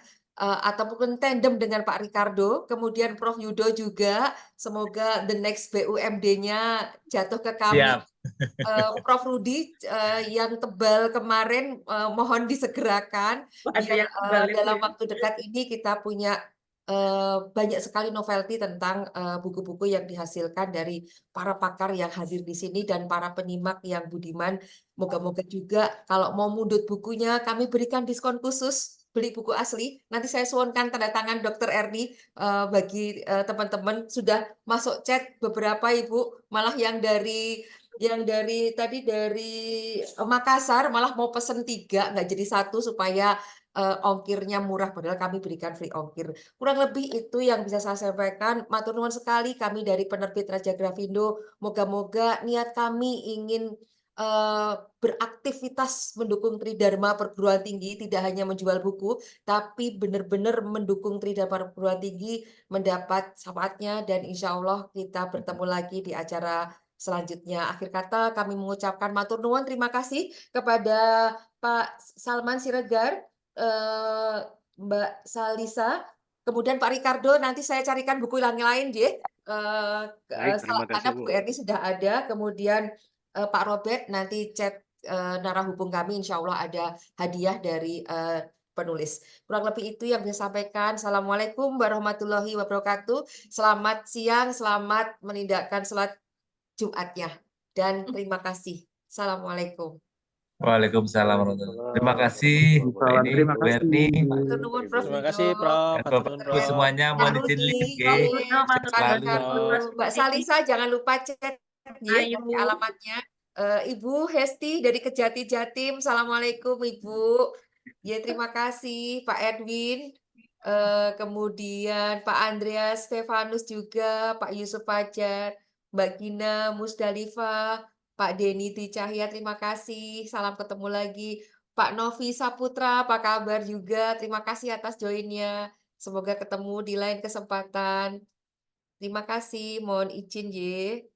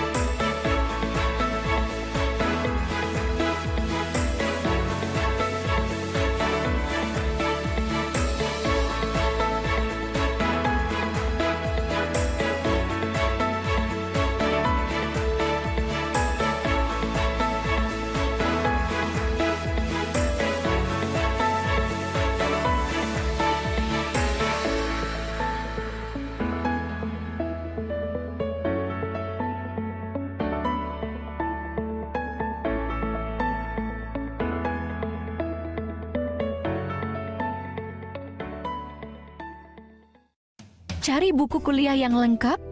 Buku bajakan? No. Ahea.